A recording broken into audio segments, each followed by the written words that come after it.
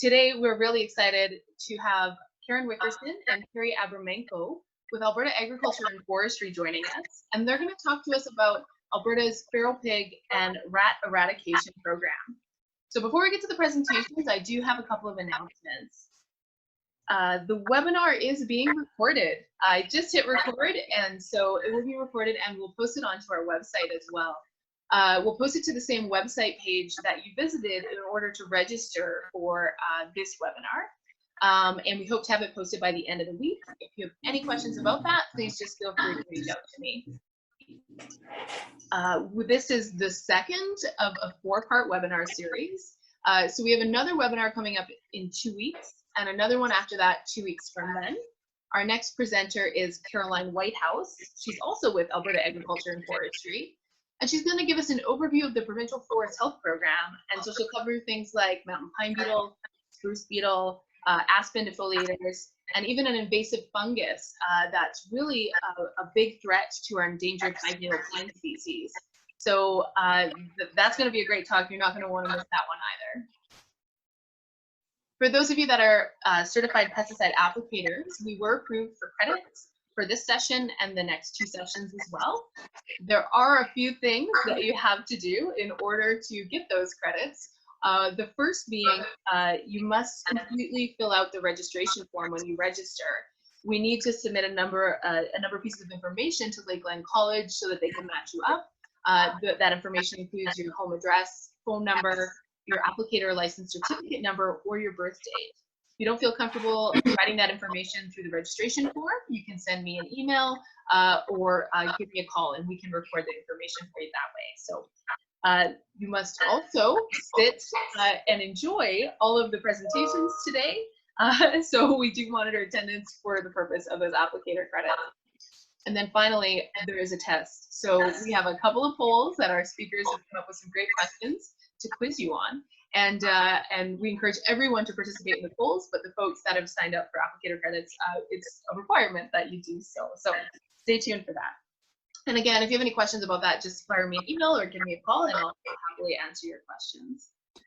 As I mentioned in the last webinar, we of course had to cancel our conference for very good reason. And we all know that there's a lot going on in the world right now. But we're incredibly grateful to the folks that were actually able to donate their registration fees to us, and we use those fees to pay for the subscription for the webinar software. So a tremendous thank you to those who essentially made today's webinar happen. So thank you so much to all of those folks. The AISC also has a number of general sponsors, and I can't say enough how grateful we are for their support and their continued support. Without the support from our sponsors, we would not be able to do the work that we do on a daily basis. So I'm just going to take a moment and I'm going to read off a list of those sponsors. So those include Leduc County, Starland County, Colchester and District Ag Society, County of Newell, MD of Greenview, MD of Fairview, County of Grand Prairie, Lac La Biche County, Cypress County, Mackenzie County, Saddle Hills County, Strathcona County, the MD of Wainwright, and Woodlands County. So thank you so much to all of those organizations. Like I say, we are incredibly grateful for your support. Memberships are another great way that you can support the Alberta Invasive Species Council. We offer both individual and organizational memberships, and they're available for purchase on our website. Memberships not only give you a vote in our AGM, they also will ensure that you stay up to date in all the latest invasive species news, and events like our webinar today, which is really great. So get yourself a membership. Okay, so I'm just about done, folks. So a little bit of Zoom 101, and we'll kind of talk about how everything's going to work. So Perry, Karen, and I are your hosts today. We're the only people that are unmuted. So that doesn't mean that you can't communicate with us, though. There's a couple of different ways that you can communicate. So first of all, for those online, if you move your cursor, you'll see that there's a chat box. And if you click on that, oh, there's a lot of feedback. I'm sorry, I'm just noticing that now. Perry, if you could possibly mute your microphone, that might be helpful. That might help with the feedback. I don't know if you can see, it says there's a little microphone and you can hit mute. So I'll let you look for that. Hopefully that'll happen. That'll fix the feedback. So I see that there's a few folks that have already found the chat box, which I was not monitoring. So So this is where we'd like you to put your comments, and also if you're hearing echoing or things like that, please let us know in the chat box and we'll have a look and try to address it right away. So the chat box is how you get your comments to us. You also have an opportunity to ask our speakers questions. So you'll see also, if you move your cursor, that there's a little Q&A box. And this is where we encourage you to ask your questions. So if you type them in there, we will wait until the very end of both presentations before we address your questions, but we encourage you to use this question and answer feature to type your questions throughout the webinars as you think of them. So for comments, use the chat. For questions, use the Q&A, and we will address the questions at the very end of the presentations. Okay, oh, one more thing, the polls. So I mentioned earlier that we will be quizzing you, so we have polls. For those that joined us last week, you know how to use these. So the questions will appear on your screen, and you'll actually just click on the answer that you select, and that's how you select your answer. So you click right on the screen where you see the questions and answers. Then we'll go through that when we pop those up. Okay, without further ado, we are so very fortunate and lucky to have Karen Wickerson, who's going to be our first presenter. So Karen is the Rat and Pest Program Specialist with Alberta Agriculture and Forestry. She previously worked as a post-mortem technologist at the Airdrie Pathology Lab, which is crazy cool. I have lots of questions for you about that, Karen. Karen is a registered veterinary technologist, and she worked in a mixed animal practice for 7 years before joining the government. While in veterinary practice, she worked with everything from cattle and horses to small animals, including rats. This makes her especially qualified to be talking to us about this topic today. So, Karen, the floor is yours. We'll just give Karen a moment to get her presentation loaded up. And once she does, I'm going to turn my video off and I'll mute myself. And we'll sit back and enjoy Karen's presentation. Okay. Okay, can you see it, Megan? I can see it. It looks great, and you're loud and clear. So it's all yours, and I'm right here if you need anything. Okay, and can you see me as well? I cannot see you, no. Okay, I just wanted to confirm. Absolutely. Okay, hello everyone. I'll just move on to the first slide here. Thank you, Megan, as well, for that wonderful welcome. So today I'm going to cover just a few things, characteristics of rats that we find in Alberta, the history of the Alberta Rat Control Program, how it started here in the province, the Alberta Advantage. What is it about Alberta that has allowed the province to remain rat-free, and our current rat control program. So just a few facts, as I mentioned, about rats in Alberta. The two types of rats that make their way into Alberta are the Norway rat and the roof rat.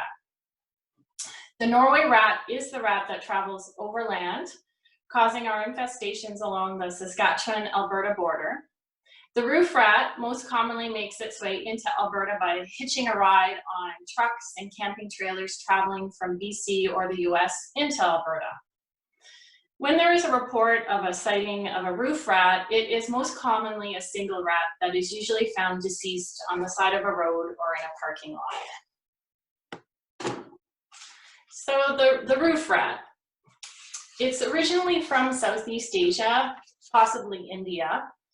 It arrived here well before the Norway rat, and it is common, it does really well around water, so it's common in seaports and coastal areas. It's slightly smaller than the Norway rat, darker in color than the Norway rat, and its tail is longer than its body, unlike the Norway rat. And something interesting about the roof rat, and actually all other species of rats except the Norway rat, is that they have quite a large ear that when you bring it forward will cover the eye. And this has been great for me learning how to identify whether something is a roof rat or possibly a very large mouse. So the Norway rat. It has a few different names. I tried to trace the origin of the name of it. I was curious because I knew that they didn't originate in Norway. And all I could find was that it is believed they immigrated to England aboard ships in the 18th century from Scandinavia. However, that was not true. The species originally arrived in European countries via Russia. So this is the only rat species to successfully survive on the prairies, and has contributed to the extinction or decline of many native mammals, birds, reptiles, and amphibians throughout the world. And its coloring is gray-brown on top, white to light gray underneath, and the tail is almost as long as the body, but not quite. And you can't talk about rats without talking about their reproduction potential. We know they're very prolific.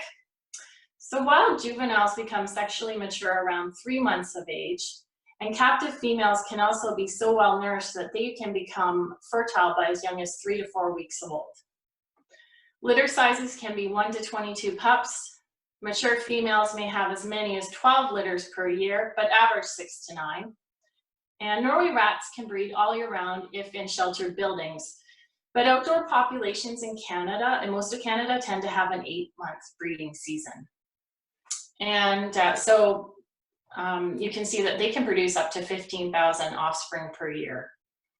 And they live approximately 2 years in the wild and 4 years in captivity. Some of the capabilities of rats is that they have the ability to gnaw through a wide variety of materials, including lead, aluminum sheeting, wood, rubber, plastic, and even concrete block. They eat approximately 9 to 18 kilograms of feed per year and have the possibility to contaminate 10 times that amount with their urine and feces. And, you know, with leaving 25,000 droppings per year, that is a lot of feces. And they can crawl through or under an opening that is a ½ inch wider or higher. Excuse me, that is more than a ½ inch wider or higher. Disease transmission. This is just a list of some of the diseases that rats are known for transmitting either to humans or domestic animals. I'll just mention the bubonic plague, black plague, or plague. A lot of people know that rats have heard that rats are the cause of that, and how that came about to be is that the rat circulates the bacteria Yersinia pestis throughout its body, and fleas that lived on the rat fed on the rat, they bit the rat, and then moved on to humans and bit humans, transmitting that Yersinia pestis to the humans. And that developed into the bubonic plague or black plague. I've just put a couple photos here of some destruction caused by rats. The first photo shows how rats have eaten away at the fabric portion of a mattress that was in a barn. And the second illustrates their ability to chew wood. This is the floor in a barn, and they've chewed through the floorboards, reducing it to sawdust in some areas, and subsequently have weakened the stability of the floor, of course. So their potential to do a lot of damage is quite evident. And these are a couple of photos that I took out on my first rat infestation investigation with Phil Merrill. So this is a granary that has a wooden bottom. On the photo on the left, you can see that rats have burrowed into the ground, and they've done that to access the floor of the granary underneath.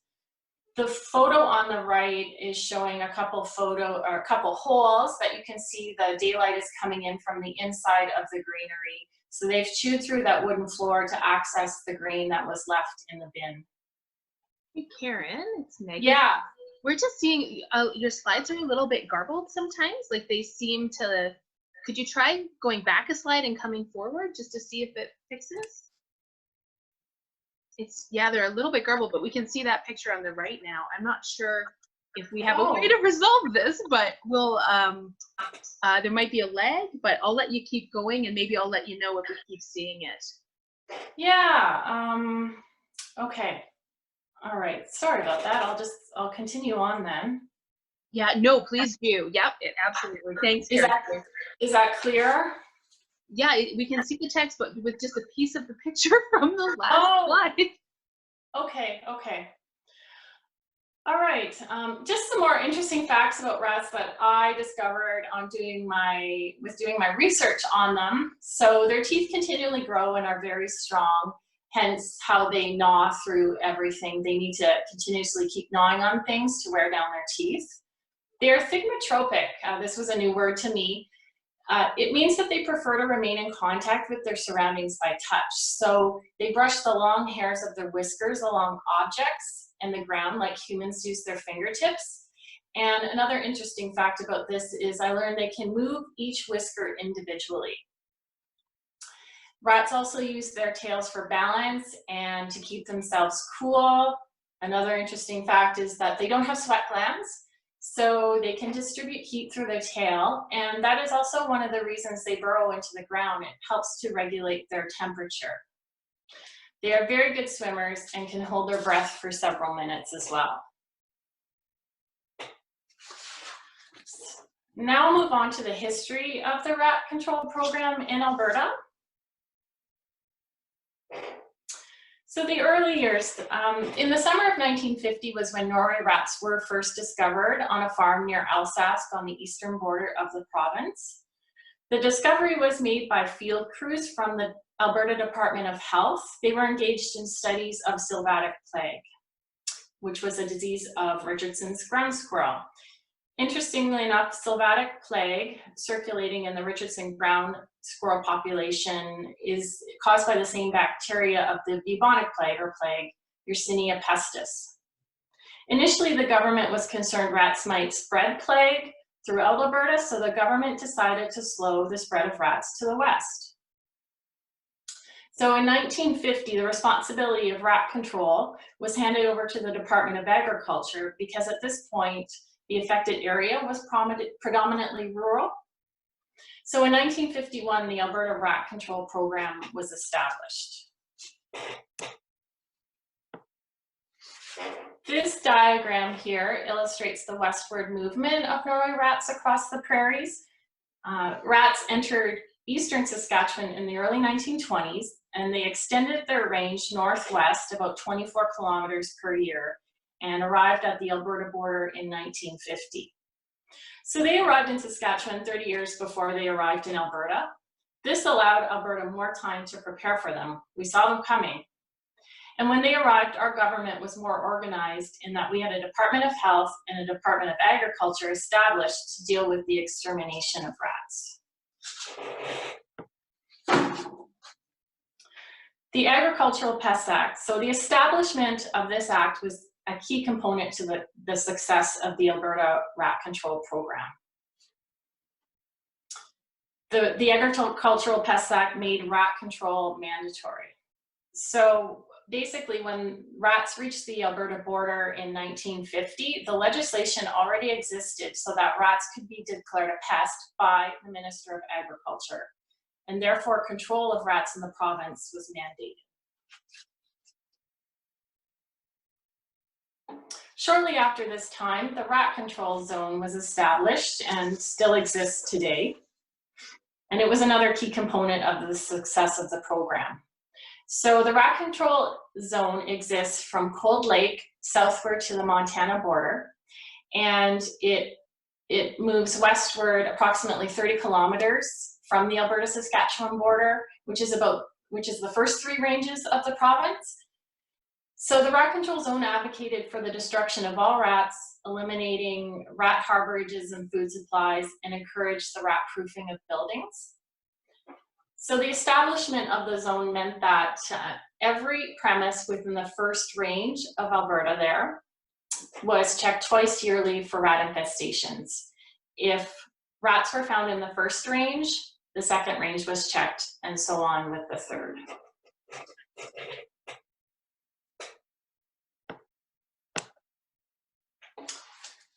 Initially, when Alberta took over the extermination of rats, they did not have the expertise to control rats, so they hired a private pest control firm from Calgary called Coolins until Alberta Agriculture could develop an effective program. So I like this photo. This is just a photo from our archives of the first rat patrol. you can see there's a very large mound of dead rats that the Poulin's exterminators have collected. Karen, if I could just, we're still seeing this slide looks great, actually. Oh. We're still seeing the garbled. Someone had a suggestion, and I don't know if it would be too onerous to do right in the middle of the presentation.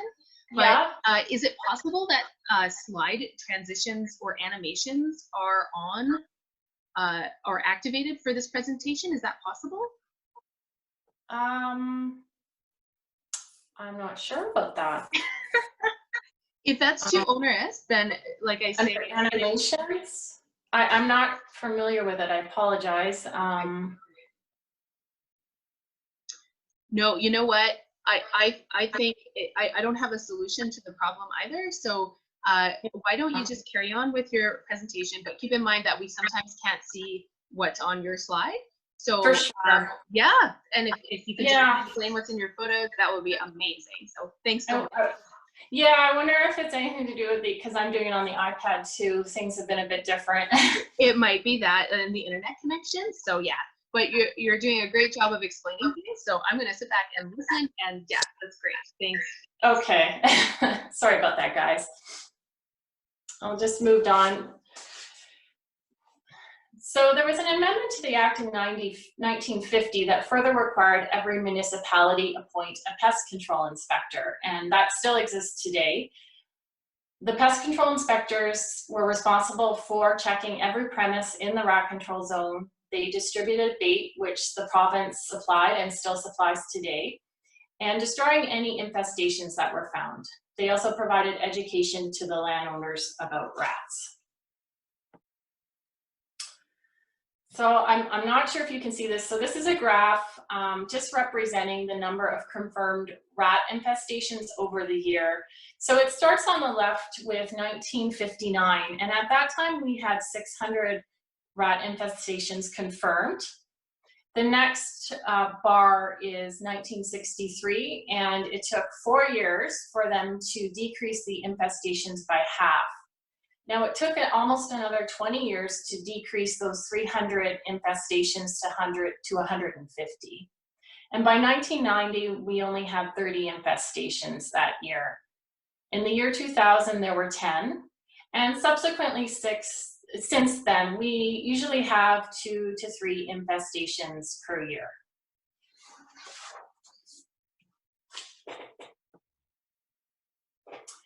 Another large component of the program was education. And I hope you can see this poster from the 1950s. The government printed up posters and brochures on rat control and widely distributed them around the province. They visited schools, 4-H clubs, agricultural societies, and talked to people about rats. So the series of posters they printed up cast rats as invaders, and they leaned heavily on wartime rhetoric. They also made it emotional too, as they illustrated that the rat was an invader and that they were dangerous. And 2 more photos from the archives.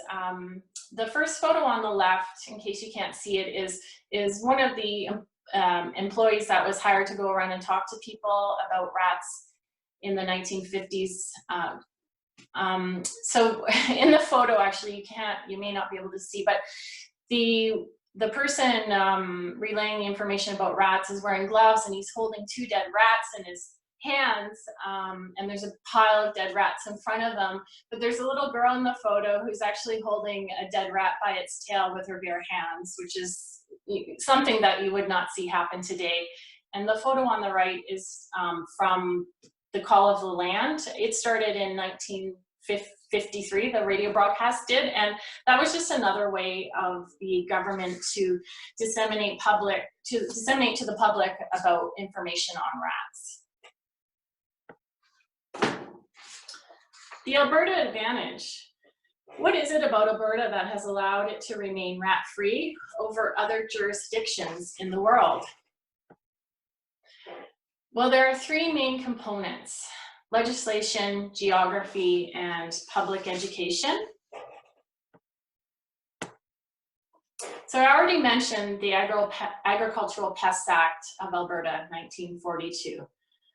Basically, legislation existed when rats arrived at the border so that we could declare them a pest and then mandate the control of them in the province as soon as they entered. So we were lucky. We started when we were rat-free. Our geography. We have cold to the north, mountains to the west, and our border with Montana is sparsely populated, so it doesn't provide a good habitat for rats to survive in. And the only area we need to worry about really is the eastern border, and we have looked after that with the establishment of the rat control zone. Public education. This is still a big part of our program. We still rely on the public to report rat sightings. So we have a toll-free phone number throughout the province, 310 RATS, that people are encouraged to phone and report suspected rat sightings. We've also set up an email. We just set it up earlier this year, and we encourage people to send in photos of the critters that they see so we can better identify whether it is a rat or not. And I will add, we receive a couple hundred calls per year on the 310 RATS line. And I should add too, we will be discontinuing the phone line here sometime in the next year and just relying on the email. So the current Alberta rat control program.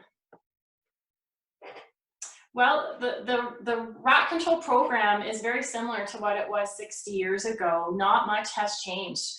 We still have the rat control zone along the Saskatchewan border, and the designated pest control officers check every premise twice a year for rats.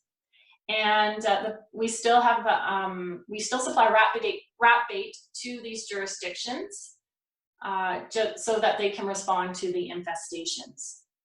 I should also mention that there have been changes in farming practices that have also contributed to the success of the program. Chicken and pig barns are now more enclosed. Farms are more spread out. Rats only like to travel maybe up to 5 kilometers, so that has certainly helped with their overland migration. And wooden granaries have now been replaced by steel ones with concrete bottoms. So this ensures the low survivability of rats in the province. And anticoagulant poisons have also been made safer to use. So what does Alberta's rat-free status mean? What that means is that rats are not able to permanently establish in the province. So this is something I have noticed since working in the program, is that Albertans are very proud of the fact that we're rat-free. We maintain this rat-free status due to the diligence of Albertans. They feel it is their duty to report a rat sighting. And to me, it almost seems like it's linked to our identity as Albertans. Albertans never became used to living with rats, and a lot of Albertans have never seen a rat. So complacency about them has never been a problem. And I'm not sure if you can see, it's another one of the posters from the 1950s on the right, just depicting rats as evil invaders. I will add too, it is estimated that for every dollar spent on the program, that the province saves $160 in return. So that's pretty significant. It seems like good return for our money. And that's it. Just another, this is my favorite poster. Again, if you can see it, just depicting the rat as evil, and he has the province, the shape of the province in his eyes, and the province is red. So I think that's it then. I know we'll do questions later on. And Megan, I guess if you want to start the polling. Okay, sounds great. Thanks so much. My apologies, everyone, for those technical difficulties. But yeah, now we have a poll for you. We might run into another small problem, but that's okay. We are going to launch the poll.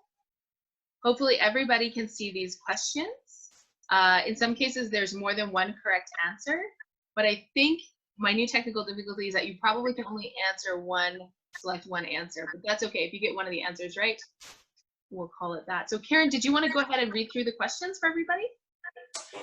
Just a sec, I can't see them. Maybe I need to go into Zoom here. Oh, sure. Yeah. Okay, so what year was the Agricultural Pests Act legislated? 1940, 1946, 1943, or 1942? I'll just move on to the next one. What year were rats declared a pest in Alberta? 1946, 1950, 1952, or 1960? What are the three components that have made the Alberta rat program effective? Legislation, public education, Alberta Advantage, or geography, or E, the last option, all of the above? What 3 points regarding Alberta's geography have made Alberta successful in controlling rats? A, Chinooks, B, mountains to the west, C, cold north, D, sparsely populated to the south, or E, all of the above? And 5, Norway rats were originated from what countries? A, Venezuela and Colombia, B, Europe and the United Kingdom, C, Russia and China, and D, China and Japan. Oh, perfect. I'm just responding to some of the comments there. That's fantastic. And again, Okay. there in some cases are more than one answer. But you can only select one answer, which is an issue with the settings. But if you select even one of the right answers, we'll give it to you. So no worries. So we have 41% of folks out there that have voted. And I'm not sure how it works for folks on the phone. I'm not sure if you're able to participate in the polling. But we'll give you just a few more minutes so that everyone can read through the questions, go ahead and select an answer, and we'll just give you a few more minutes. And that was great, Karen. I love the old posters. I wonder if there's any paper copies of those around. They're pretty fantastic, especially the one with Alberta and the rat eyes. We do. We found a couple. So Phil Merrill, my predecessor, is retiring, and we were cleaning out his office, and we found a few. So we've had them framed and put up in the office. Amazing. They're spectacular. Okay, so 60% of folks have voted. 64. Come on, people. We're gonna get to 75. And there's a cat that typed into the comments hilariously. I love it. The cats have really brought an added complexity to working from home. Okay, we have 66% of folks that have voted. I'm going to go ahead and end the polling, and I'll share the results. There we go. And I have the answers in front of me because I wanted to make sure I got it right. And so for A, the correct answer is D. Is that right? Oh no, I'm scrolling. What year was the Agricultural Pests Act legislated? And D, 1942. That's right. Do you want to go through you probably know these off the top of your head, Karen. You can, Oh boy, you're gonna make me test me. Okay. So number 2, what year were the rats declared pests in Alberta? The answer is B, 1950. Number 3, what are the 3 components that have made the Alberta rat program effective? Legislation, public education, and geography were the answer. I think we'll take E, all of the above, because you said you couldn't choose multiple answers, so that is fine. What 3 points regarding Alberta's geography have made Alberta successful in controlling rats? I'm sure Chinooks have played a role somehow, but the answer was mountains to the west, cold north, and sparsely populated to the south. So the answer was originally E, all of the above. And Norway rats likely originated from what other countries? And the answer was C, Russia and China. Great. Okay. So I'm going to close the polling down. That's great, you guys. Thanks so much. And thank you, Karen. So we've got a bunch of questions in there for Karen, but we're gonna save them all to the very end. And Perry, now sorry, Karen, now you get to sit back and enjoy Perry's presentation. Okay, I've stopped sharing, Megan. So. Perfect. That's great. Okay. So now I'll just do a quick introduction for Perry. So Perry is a pest specialist with Alberta Agriculture and Forestry. He's been with the department for 6 years. And before that, he was with Fish and Wildlife for 30 odd years, specializing for the last 20 in working to mitigate grizzly bear conflicts. Really fascinating stuff. And Perry's going to talk to us about his role in leading the Wild Boar at Large program in Alberta. All right, so take it away, Perry. So can you see my screen, Megan? I can see your screen and I can hear you. That's great. Thanks. Okay, so we just concluded a 3-year pilot project in Alberta, and the pilot was to determine the scope of the issue because we really had no information or not a lot of data on what the situation was with wild boar in Alberta before. As well, we did quite a bit of public education, and we tested different means of surveillance and capture. I'm just trying to advance this. So the distinguishing features of a wild boar, and I used this slide from Michigan Department of Natural Resources because it was a really good slide showing the typical features of a Eurasian wild boar. So you can see that they're quite a bit different than the domestic pig variety. They got the longer hair and guard hairs, longer snout, coloration, so their distal portions being, you know, the legs and tail are darker. Overall, a different shape, more muscular shoulders than domestic swine, and slightly longer legs as well. And the juveniles are typically born with stripes. So here in Alberta, we found that there's quite a bit of hybridization that's occurred with wild boar, and the University of Saskatchewan actually just sent some results from some DNA tests from Alberta wild boar, and the results showed that typically they're between 50 to 60% wild boar genetic, and the rest of the genetics are a mixture of different types of domestic animals. So these pictures were taken near Barhead on one of our trail cameras, and these are free-ranging wild pigs. So they've got more of the typical coloration of domestic pigs, but they also have the features of wild boar as well. So here's the juveniles, and you'll see some of them aren't even striped. So that, you know, shows the hybridization that's occurring with these animals. And we've even got some that show up and they've got spots, so different patterns. And although this isn't really common, we have seen it in a couple locations. This is more of the typical wild boar that we're seeing. So this animal perhaps would have more genetic pure strain wild boar, European wild boar, than some of those other animals. And this picture was taken near Whitecourt, Alberta, a free-ranging wild boar. So the tusks on these animals are continuously sharpened. So the lower tusks are a hard, almost like an ivory enamel material, and the upper tusks are a softer material. So it's almost like rubbing a knife against the sharpening stone. So every time they open and close their mouths, they're sharpening the lower tusks.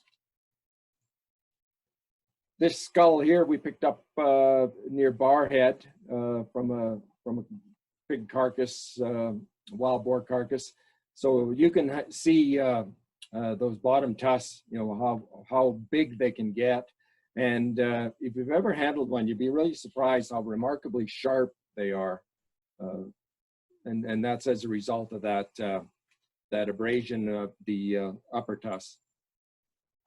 So a group of wild boar is called a sounder, and it's usually one or two family groups, adult sows with a couple different generations of juveniles. And we're finding that the average litter size in our wild boar in Alberta is 6. And the one thing about wild boar or pigs in general is they're very prolific. And the sows can start having litters as early as 13 months or even younger. And they're having 2 litters a year, and we've documented that as well. Yeah, given all the conditions of reproduction, they can really repopulate very quickly. So here's one of our trail camera pictures from near White Court, and you can see the two categories of juveniles there. So the striped ones would be the ones, they would probably be a month or so old, and then the next size would be probably 2 or 3 months old. So wild boar are omnivores. They can eat anything they can digest, which is essentially anything of organic matter. So in the agricultural zones, their diet's made up primarily of plant material from crops and stored feeds. And they can do a lot of damage when they're feeding, particularly when they're rooting for insects and worms and tubers. And I've got some slides further on that'll show that damage. So how do you know if you have wild boar presence? Again, Michigan had a really good brochure, so I used that. Referred to that quite a bit. So you can identify the scat, the nests, the wallowing, the tracks as well. This picture here was taken in the field by Barhead, Alberta. So a lot of people would drive by that and think that that's just a big herd of deer crossing the road. But if you look closely, you'll see that there's some very tiny little tracks mixed in. And typically when wild boar are moving between where they're nesting in heavy cover and then crossing roadways to get to open fields where they're feeding, they'll follow the same path back and forth and they'll pound it down. So if you see this at a road crossing, rural road crossing, have a close look. It's probably wild boar. So to recognize the tracks, at first glance, especially if you're not seeing a bunch of tracks in an area, you could confuse it for a deer track. But if you look at them side by side, there's some obvious differences, the shape of the tracks. And those dew claws, those little bumps below there, are something that's quite evident, quite different between a deer and a wild boar track. So this is a deer track, and you can see the dew claws above the main part of the hoof, and those dew claws rarely show in a track unless they're walking on loose substrate like snow or mud, or they're running. So, and here's a wild boar foot hoof with the dew claws, and you can see how much larger they are, and they're more splayed to the side. And here's a medium-sized or more towards larger-sized wild boar track right beside my big boot track there. So that's what they look like in the snow. So the distribution of wild boar has been quite dramatic over the years, and the USDA have been documenting it, and they've had the problem for quite a lot longer years than we have. You can see that it originated in the southern states, and the spread has advanced northward. And a lot of the northern states are actively doing eradication programs, and some like New York State and Colorado have been successful with eradication. So an article published by the University of Saskatchewan, you can see in Canada, the spread and a lot of the watersheds in Alberta now, in the central and northern part of Alberta, have wild boar at large. So over the past 3 years, we've been documenting sightings, occurrences, conflicts, motor vehicle collisions with wild boar. And that's what it kind of looks like right now in the province. So most of the occurrences are in around the central part. Most of the sightings are and conflicts are west of Edmonton, in Lac Saint Anne and Woodlands counties primarily. So what damage do wild boar create? Well, they don't have functioning sweat glands, so they really have to utilize water sources. So they're very attracted to water, and they're wallowing and trampling. Destruction of littoral zones is really obvious where they're occurring. So this shows some more of you know, what can happen when you have wild boar, and the constant trampling down, especially if you have a moisture in the area. They cause considerable erosion where they're occurring. And I took these pictures in the field where they've been doing some rooting and just the wallowing activity and just being attracted to moist, muddy areas. They really create a lot of messes. The rooting is really something that's quite remarkable to see. And I've seen some pastures where it looks like somebody took a small backhoe and actually started lifting and uprooting the dirt. This one here, you can see like it's kind of followed right parallel with a cereal crop. And that was all done in a span of just a couple nights, all that rooting there. So you can see the damage, and that erosion and that damage will be there for years and years.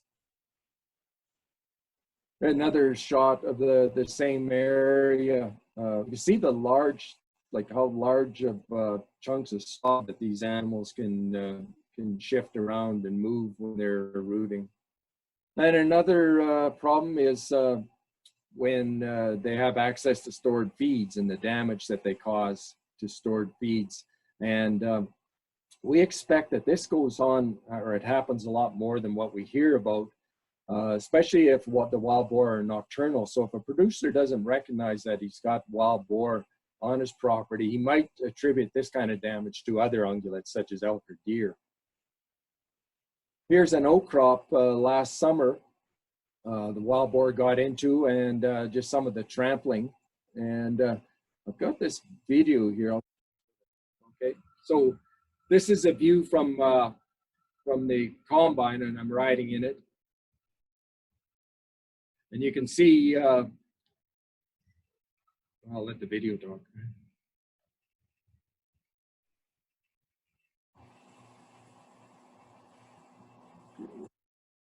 I'll do that. Next slide. And where wild boar are occurring in central Alberta, there's a lot of corn crops. So we expect or suspect that there's a lot of damage happening to corn crops. But again, we're not getting a lot of reports of it because it could be attributed to other animals, or producers might know that they have wild pigs, but they're not reporting it because maybe they know there's no compensation in place at the moment or at the time, and so we're not hearing about a lot of this, but we really suspect it's going on. Here's another video that somebody shared with me over the internet. So it just shows how these animals can hold their ground until the very last minute. That's going to happen here.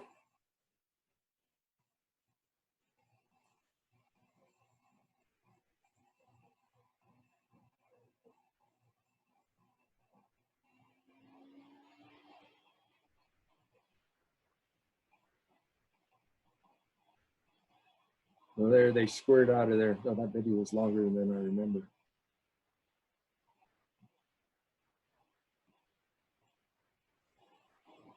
So wherever we've had wild boar at large, there's certain folks that value them as a huntable species.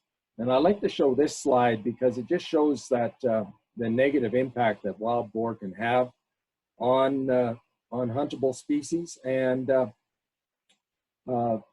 nowhere has hunting had any positive impact, like recreational hunting, on controlling wild pig populations. And folks will say, well, what about in Europe? They've used hunting there. We're not talking about the same animal that's occurring in Europe. Like our animals are hybridized. They're extremely intelligent. They're way more prolific, having 2 litters a year. And hunting actually makes the problem worse. And we've actually documented this where we've been attempting to do whole sounder captures. And we've had hunter presence in the area. And it causes them to disperse and go totally nocturnal. And once their travel patterns are disrupted, it's very hard for professional trappers to catch them. So it's a tough message, and a lot of people don't want to hear it because they value these animals. There's no season, there's no limits. Some people like to eat them, but hunting has really no place in eradicating wild pigs, and you know, as a consequence of that, we totally discourage people from hunting wild boar. Another big issue, and it's really come to light in the last year or so, is viruses that these animals harbor. So pigs are natural harbors or contingents of viruses. And the one that's got the most attention, the headlines lately, is African swine fever.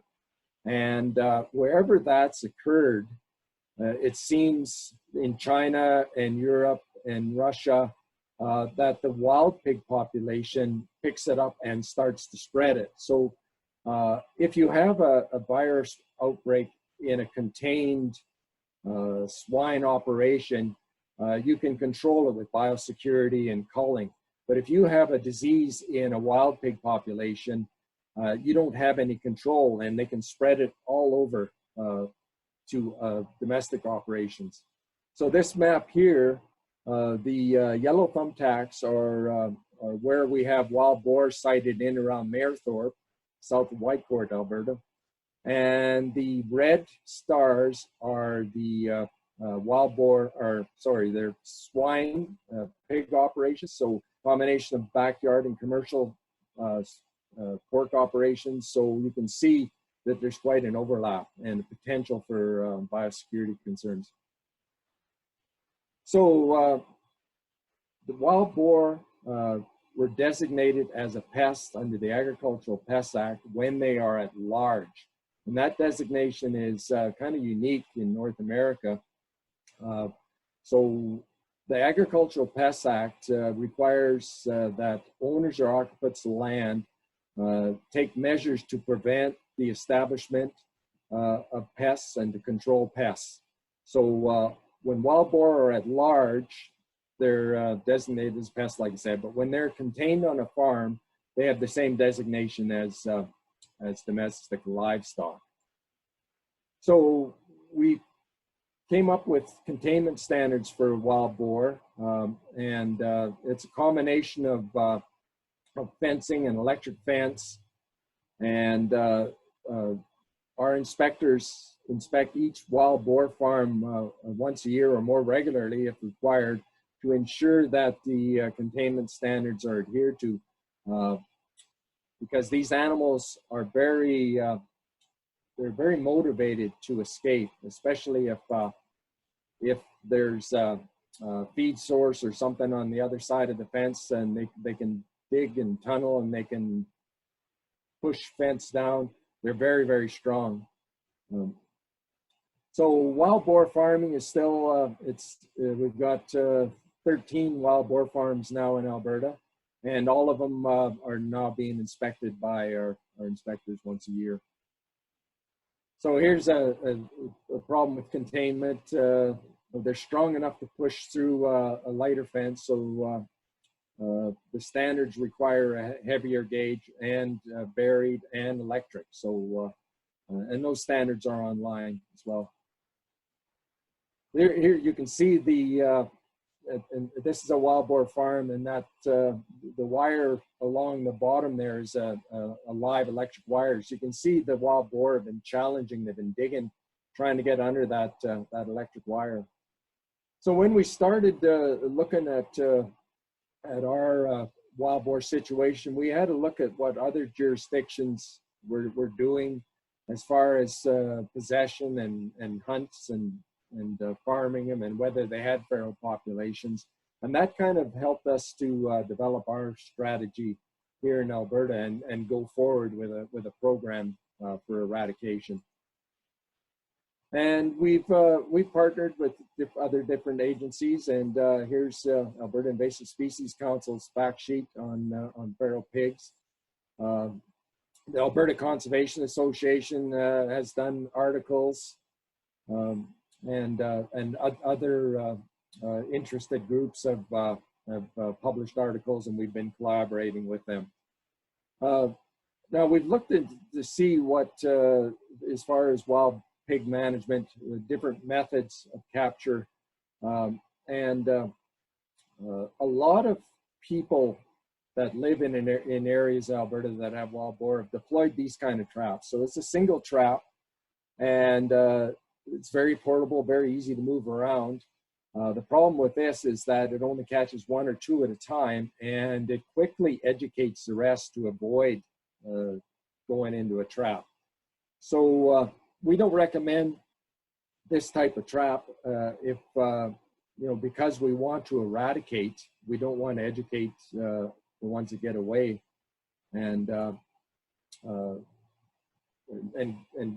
proliferate and propagate in other areas. So here's a picture, and we've tried different bait sources in our traps, and we found that wild pigs are very attracted to carcass baits. And so we've used roadkills that we collected from Fish and Wildlife in some of our traps to bait in wild pigs. And we even get the odd daytime picture, but this is pretty rare, of pigs coming to our traps. So this is the type of trap that we've decided to use, and it's livestock panels that are deployed in a circle and placed in with T-posts. So they're 4-gauge, 5-foot-high panels. And depending on the sounder, the size of the sounder we want to catch, that dictates how big our trap will be. And rather than a wooden gate that the wild boar would trip, we use a remotely deployed gate. And I've got some pictures of that coming up here. So this is a trap under construction by Whitecourt. And there's our remotely deployed gate. So when there's motion at the trap, the camera sends an alert to our phones, and we can log on live in real time and see what the camera's seeing. And so whole sounder capture is essential. So we wait until all the members of the sounder are inside the trap before we deploy the gate, because if we don't, any that are outside of the trap, again, we become trap-wise, and you won't be able to catch them down the road. So sometimes this process takes up to 2 or 3 weeks. Sometimes we'll put a pre-bait before we'll put up the trap. We'll monitor, we'll get the animals comfortable coming in onto a pre-bait. Then we'll put up a perimeter around the bait, and we'll wait till they're comfortable, they're all coming into the bait. And then when they're all inside the trap, then we deploy the gate. Here's another trap that we've got set up as well in that same general area. So here's how it works. This is what I see on my phone when I get an alert that there's activity at the trap. So at 21:14 hours, I see them coming into the trap, and I'm watching this on my phone. And from I know the number of animals in this sounder because I've been doing surveillance and I've watched this sounder coming in. So I count the number of animals that are in the trap, and then I push a button on my the app on my phone that to close the gate, and down the gate goes. And so we've got a capture, and this is the next morning. They're all captured inside the trap.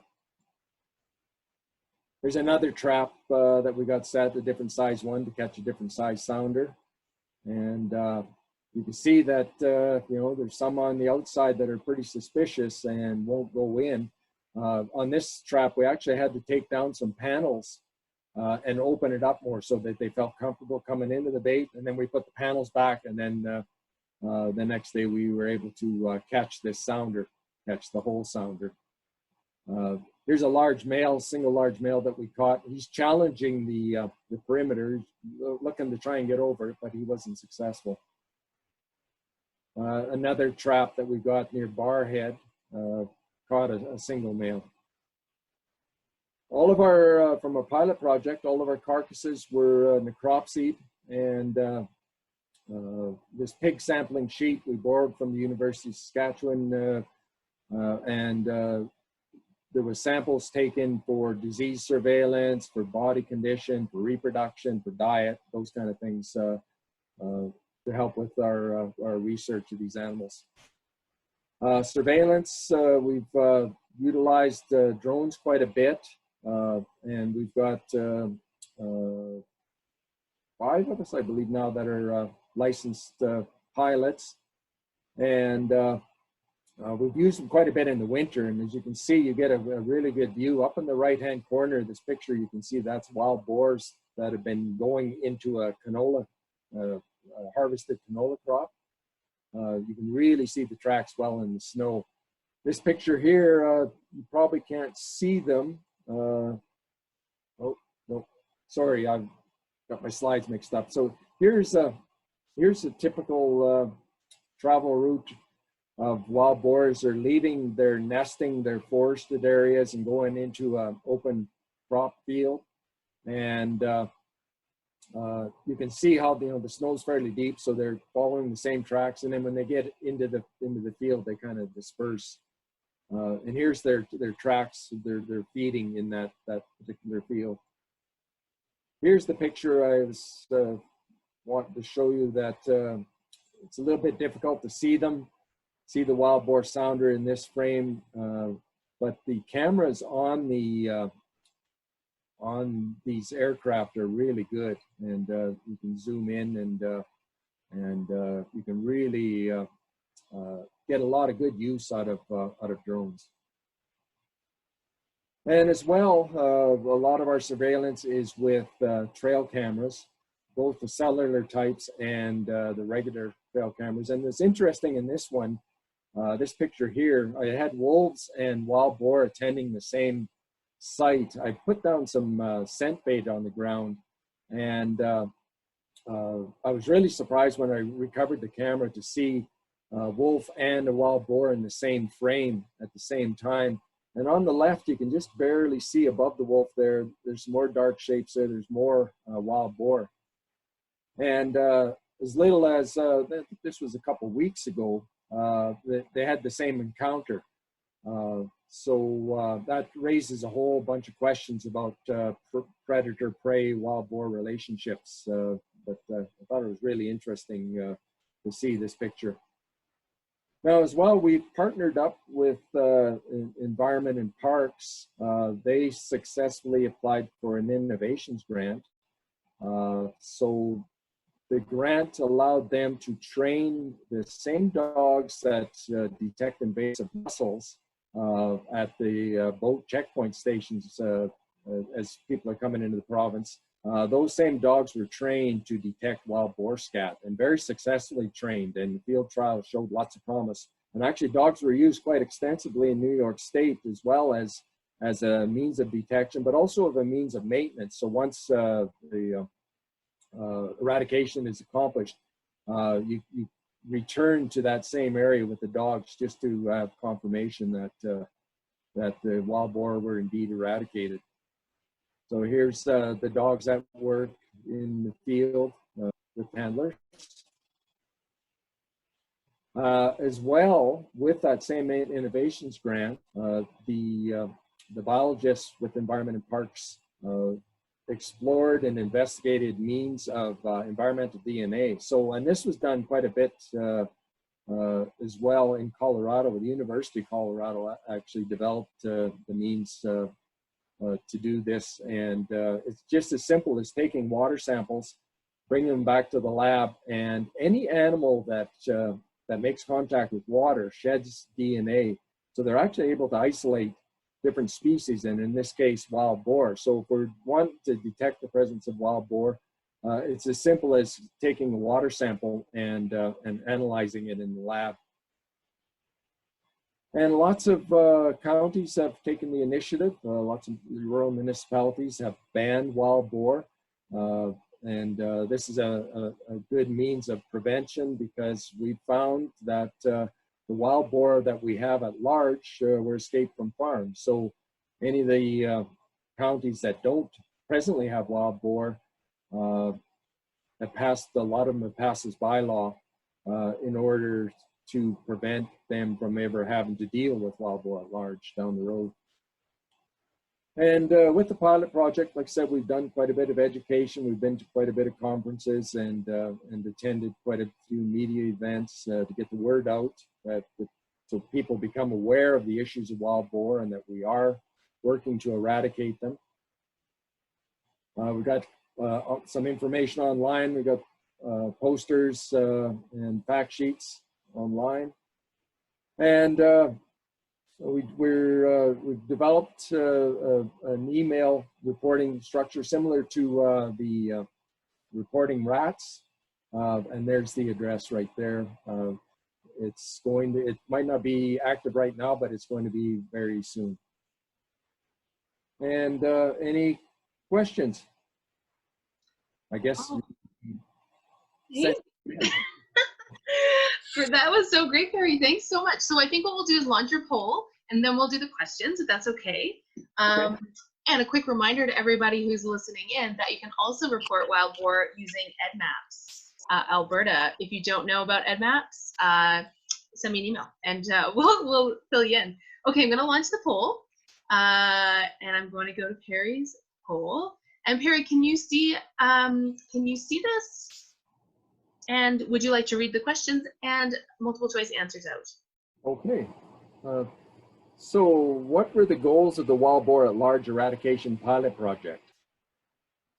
There's your choices. So A, to promote hunting of wild boar, increase boundary payments, provide field preparation and cooking instructions. Or B, research, surveillance, public education outreach, trial capture equipment.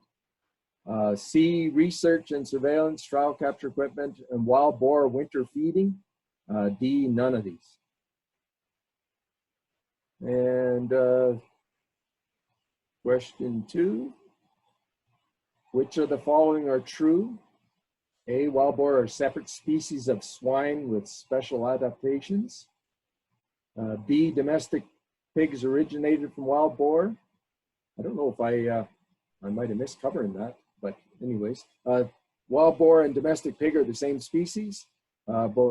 D is both B and C, and E is both A and B.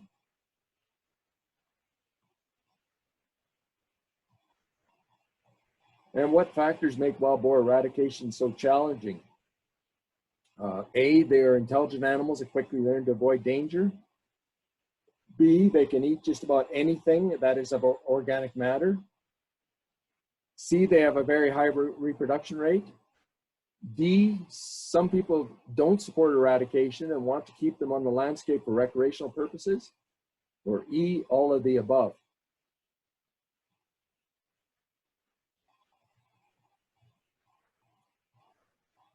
And why are we so concerned about wild boar at large?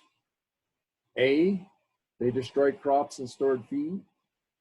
B, they cause extreme environmental damage. C, they compete with wildlife and domestic stock for food.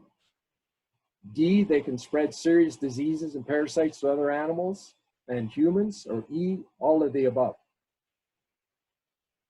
And the last question, which of these provincial government responses was least effective at controlling wild boar? And I might have missed this one as well, so good luck. A, declaration of wild boar at large as an agricultural pest. B, the bounty program. C, minimum containment standards for wild boar. D, the wild boar at large eradication pilot project. Or E, none of the above. Now, I didn't really address the bounty, but typically with bounties, it's not a professional type trapping and hunting affair, so it's more related to recreational hunting. So that'll give you a clue of how effective it was at controlling wild boar. Okay, great. So we have 74%, the results are rolling in here, 76%. I'll give you guys like 30 more seconds, maybe a little less than that because 30 seconds is an eternity when you're waiting for the clock to tick. 80%, okay, so 80% of folks have voted. So I'm going to end the polling and we're going to launch or show the results, share results. And Perry, you can tell us what the answers are. The answer for number one is B. Great. So yeah, the good proportion, 95% of people got the right answer. Yeah, and the answer for number two is D, so it's B and C. So wild boar are not a separate species. Wild boar and domestic pigs are the same species. They're taxonomically identical, and that's why we have the hybridization that's occurring. Okay, great. Question three, what factors make wild boar eradication so challenging? And the answer to that, of course, is all of those. Great, yeah, good. Why are we so concerned with wild boar?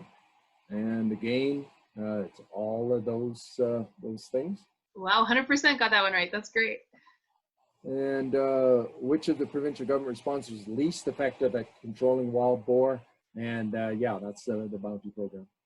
Okay, fantastic. That was fantastic. So we're going to jump into the questions. There's a few things in the chat that I want to address, and then we'll go through the questions. So Laura asked what the email was for reporting. And I think that was on your previous slide. Was it Perry? Yeah, so it's af wildboar@gov.ab.ca. So when we post this video, we'll make sure that the links to all of that pertinent information and anything referenced in the presentations is posted as well.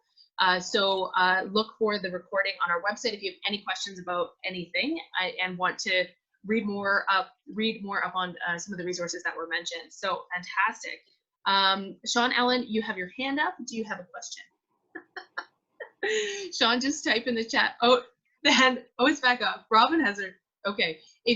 What we're going to do is take the questions, just type them into the Q&A, and we'll address them that way if that's okay, folks. So just let me know. Okay, so I'm going to, that was a while ago. I'm sorry, Sean. Okay, there's a few things in the chat, but I think I'll address the Q&A first. I'm going to jump in here. So Karen and Perry, so the first questions are likely going to be for Karen. So on slide 20 in Karen's presentation, I know this was a while ago, what would it cost taxpayers, today's taxpayers, to control some of the past infestations? Wow, that's a great question. Karen, do you have any idea? I saw that and I've been thinking about it, and it's hard to say because so the inspectors were the provincial government provides money to the municipalities to pay for pest control officers. So part of their salary was paid back then. So I'm thinking that the biggest cost would be the damage to crops, stored grain at that point. And I don't know if I could give you a value for it at this time. I'd have to do some research. So I'm sorry, Doug, I saw that. Okay, great. We answered that live. Great. So the next question is from Erica Newton, and she asks, it says, hi, Karen. Who monitors the rat email address, and how big a part of their job does this responsibility comprise? she's looking for a percent time in a week, for example. Yeah, so Perry and I switch off every week, monitoring the phone and the email address, and depends. The spring and fall are the times of year when we most receive reports of potential rat sightings, mainly because the majority of the sightings are mistaken for muskrats on the move. They're on the move in the spring and the fall, so we've received a lot of videos and photos of them traveling around in residential areas and crossing highways as well. So, you know, it really depends how many requests, but it can take anywhere from a half an hour to an hour per day to respond in those busy times to get back to people, answering their questions and confirming that it is or is not a rat. Great. Okay. The next question is from Rebecca Baldwin, and she's curious what the bait is, and is there any risk to non-target animals consuming poison bait? Yeah, so the majority of baits that we use at this time are second generation, some first generation anticoagulants. So Richardson ground squirrels would have to eat multiple doses of the bait to die. So if say a raptor comes along and eats a Richardson ground squirrel, it's not going to make the raptor sick or kill them. They'd have to eat a lot of Richardson ground squirrels to become ill from that. And most of the ground squirrels usually go underground because they're not feeling well and die underground from the bait. That answers the question. I'm muted, sorry. So Rodgau asks, with climate change, is the North Range extending? No, actually, there's really two areas along the rat control zone where rats travel overland from Saskatchewan. It's the Provost and Acadia Valley area there. That's generally where we have the rat infestations every year. Northwards towards Cold Lake, we have not had a confirmed rat there in 20 years. So it doesn't seem to, at this point, be affecting where we find them. Great. Robin Gutzel asks, what about BC? And could they come in on a truck with a shipment from somewhere else? Definitely, yeah. I mean, we don't know where they originate from, but we do get a lot of reports. We're able to trace back that a lot ride vehicles over from BC, and certainly we've seen them come up on like fifth wheel holiday trailers from the US when people are coming back. Okay, great. So Stephanie is curious, where is the oddest, is it oddest place a Norway rat has been found in Alberta? Yeah. I don't know. I'm new to this position. I started in January. I did some training last year with Phil. I don't know if I have a really great answer for that, to be honest. It's usually, I had a report of a dead roof rat down in Lethbridge last month, and it was just on someone's front lawn, but the roadway was a way that there was a lot of transport trucks that traveled along this road, so probably the rat jumped off, was hungry, and then died on the front lawn there. So that's usually the scenario with a lot of the roof rats. So I'm sorry, I can't give you a really exciting answer for that. No, that's great. One other question that I picked up from the chat was, it was on one of your slides, and it was a word that was used to describe rats. And it was something thigmotropic? Thigmotropic. Thigmotropic.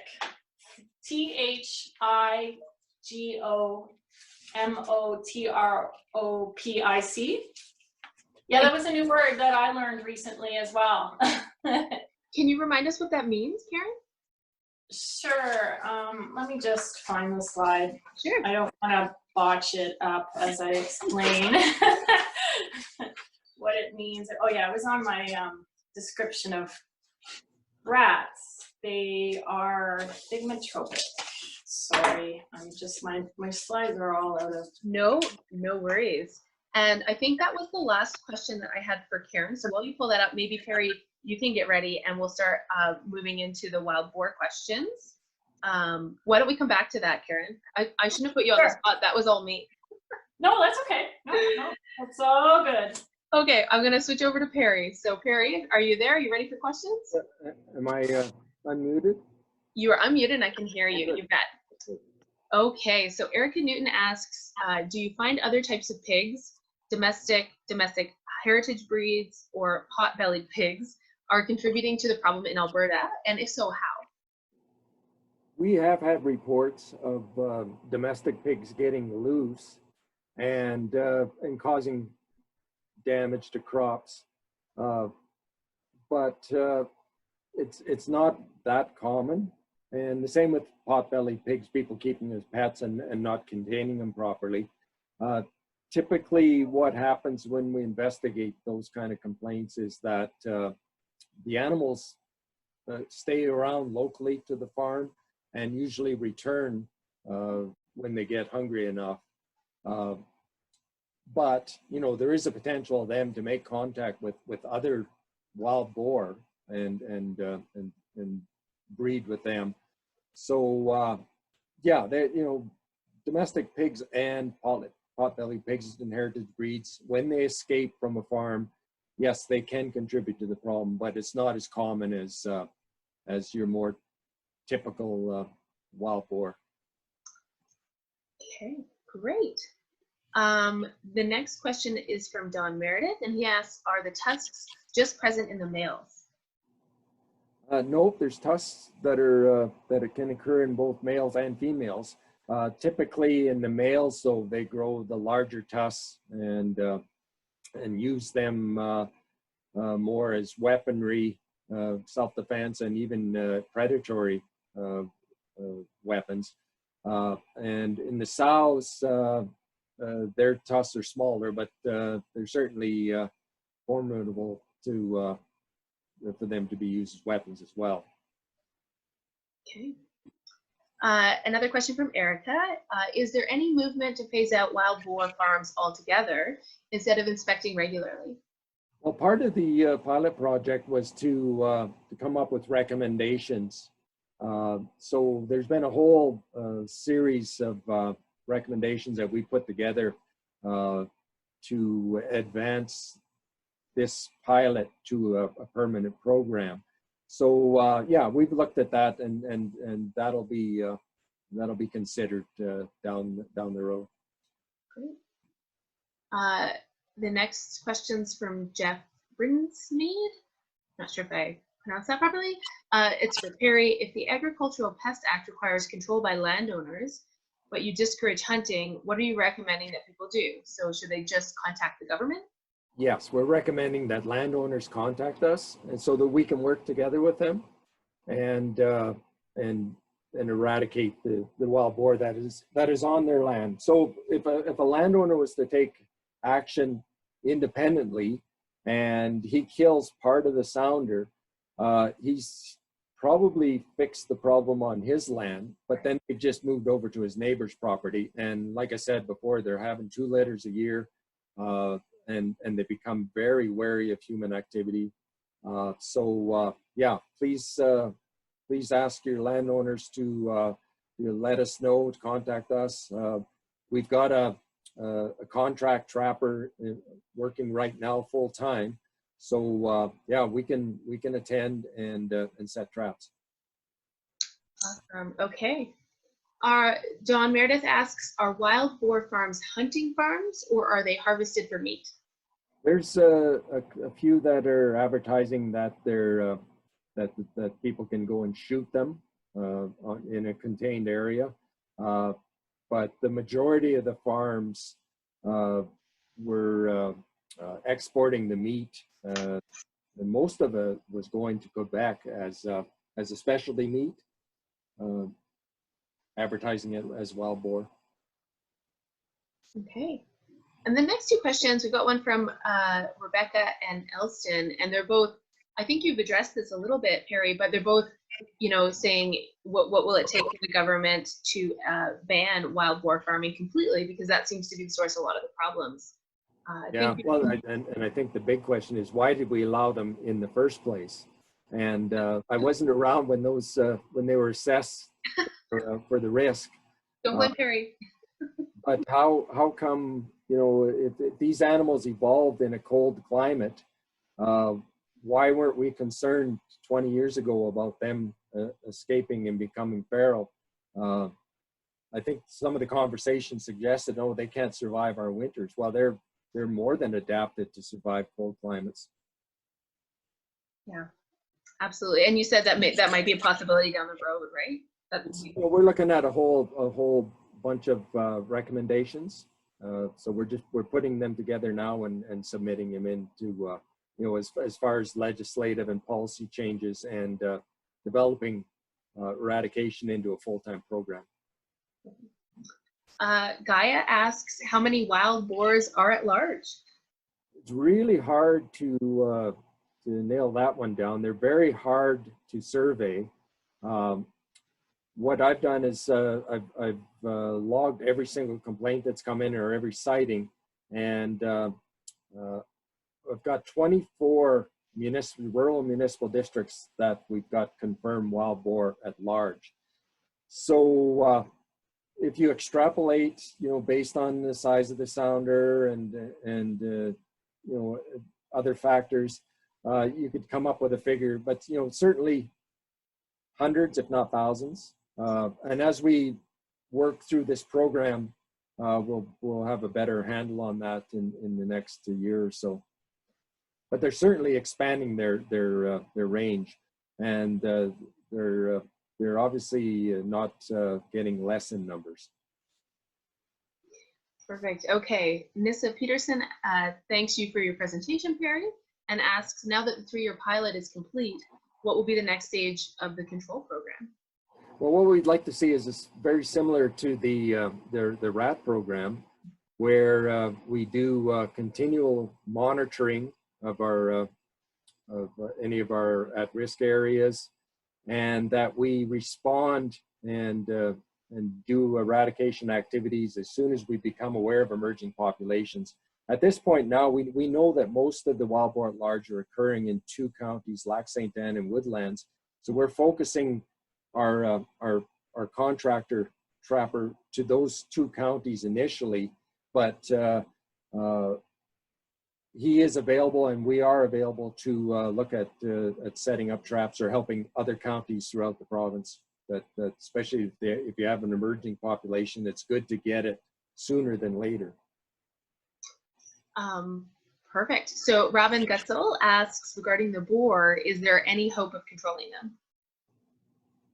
Yeah, well, the eradication was successful in a lot of jurisdictions. The key is whole sounder capture.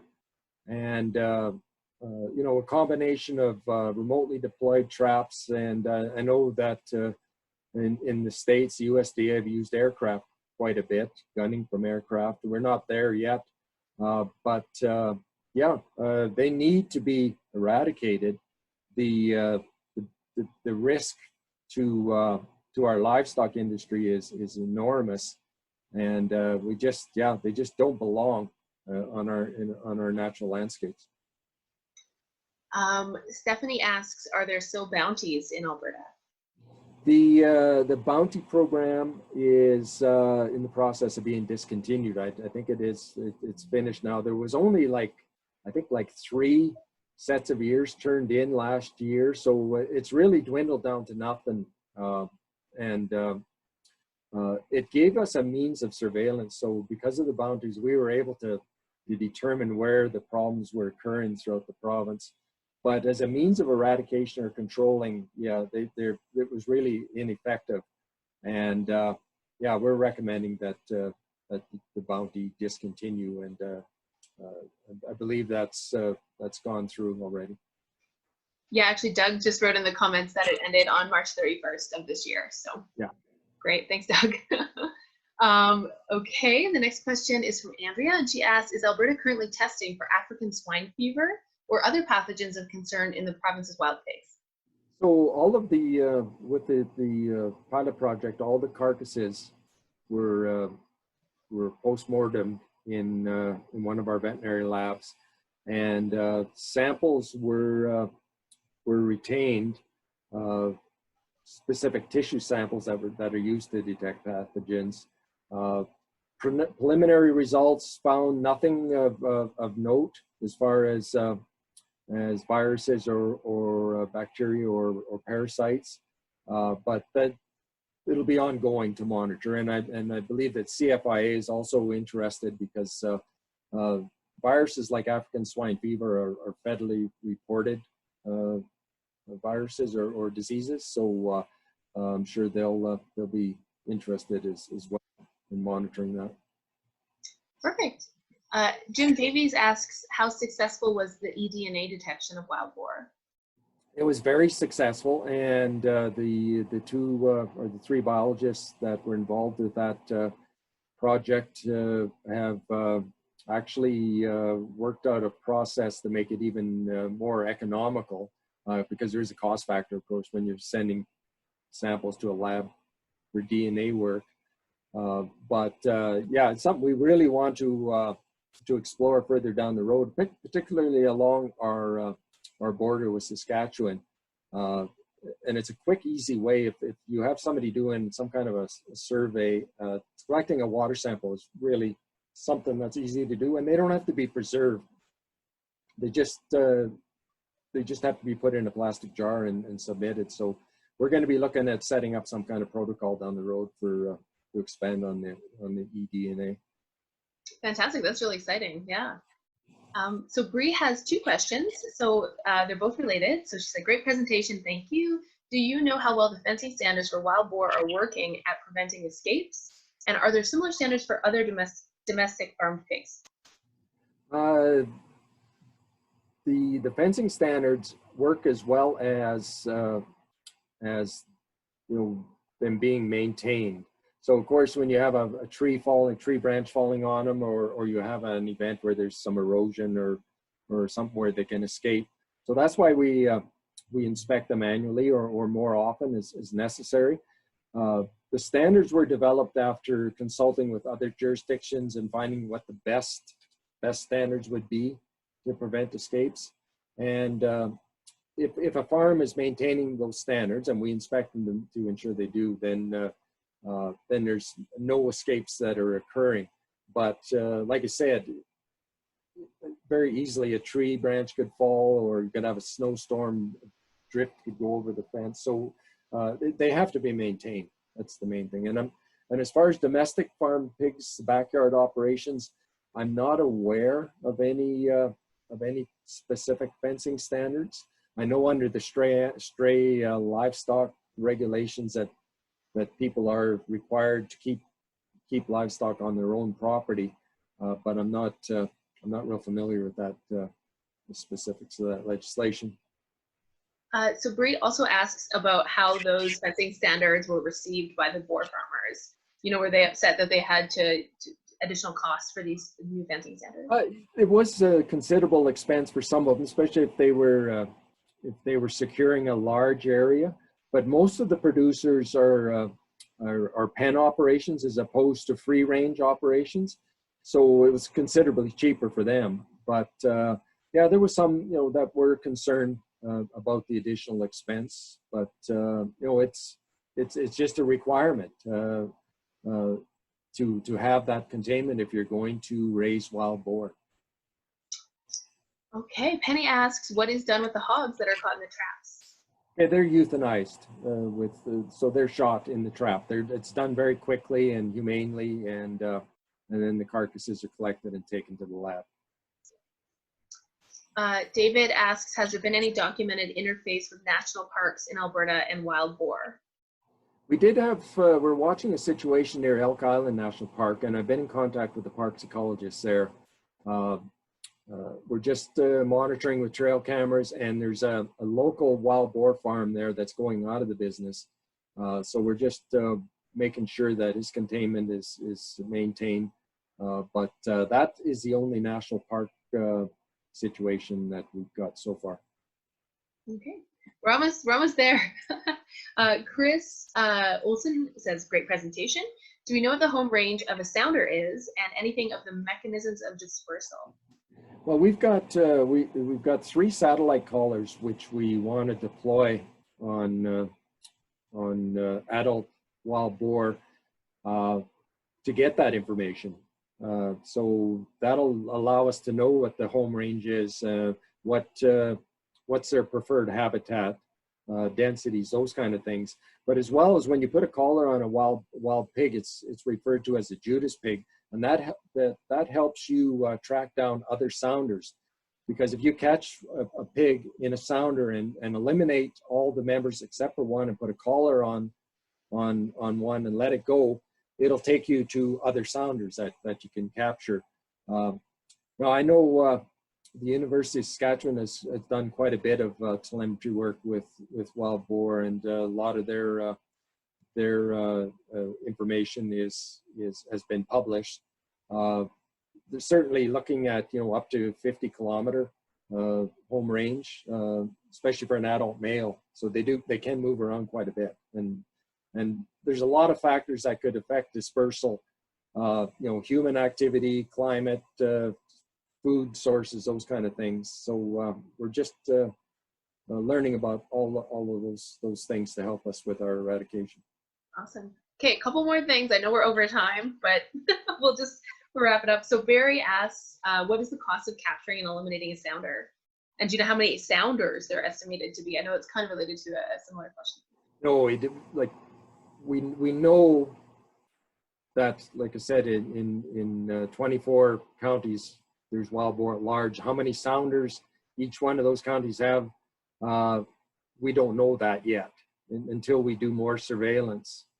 The equipment is fairly expensive. The remotely deployed gate and system is several thousands of dollars. But once you have it set up, you can use it and deploy it anywhere in the province. And it's very effective, and the only means that we have other than aircraft at achieving whole sounder removal. Okay. There's a couple comments here. I'll just really quickly read them. One is, in the event that you haven't seen the Pixar film Ratatouille, there's a short film associated with a feature film called Your Friend the Rat that celebrates Alberta as a rat-free zone. Very exciting. So thank you for that comment. Everybody check that out. And we have another comment. It says, thanks to both presenters. Harry, to your comment, why are they allowed in the first place? Is very vocal agricultural diversification lobby in Saskatchewan and Alberta in the 80s, despite very vocal opposition from wildlife biologists and veterinarian pathologists, like Dr. Gary Wilbester. Farmers won and we all lost, and now we're paying the price. So this applies to game farming, and swine flu might be a way to lobby for change. So there's a lot of history there, I think, with regard to some of these practices, especially when you go back to the RAP program and how old that is. It's absolutely incredible. So thank you so much, everybody, for joining. Oh, we were going to get Karen to tell us what thigmotropic. I think somebody answered in the comments, but Karen, why don't you go ahead and tell us, remind us what it is. Yeah, thigmotropic means they prefer to remain in contact with their surroundings by touch. So they brush the long hairs of the whiskers along objects and the ground like humans use their fingertips. Fantastic, fascinating. Yeah, and also just, I got a text here from my manager, who's been around a lot longer than I have, and apparently, to answer, I think it was Rebecca's question, the most interesting place that a rat has been found, a plane that landed in Fort McMurray, I guess, that came from BC had a rat on it at one point. So that's kind of exciting. And that's the beauty of technology. Holy smokes, that's incredible that came about. Thank you. Yeah. Wonderful. So we had also someone ask Karen if we could post your PDF or email it out, just because we missed some of the slides. And I don't know if that's possible, but I'll work with you to see if it is. And if it is, we'll load it up on the webinar page with all the other information as well. Yeah, I checked with communications and it's not a problem, so I can send it to you. Awesome. Okay, so we'll make sure that's distributed. We'll send it out in an email perhaps, and then we'll load up. There was a request for some posters that Perry referenced. We'll provide links to those if we can. And so all of that information goes up on the YouTube page. AISC has a YouTube page. You can access it from our website, which is where the webinars are all listed. If you have any questions at all, please don't hesitate to reach out to me. My email contact information is on our website. And thank you all for joining us today. I look forward to seeing you 2 weeks from now. Thank you so much to Perry and Karen for taking the time. I know I learned a ton, and it was an absolutely wonderful. So thanks so much, everybody. Enjoy the rest of your day. Thank you.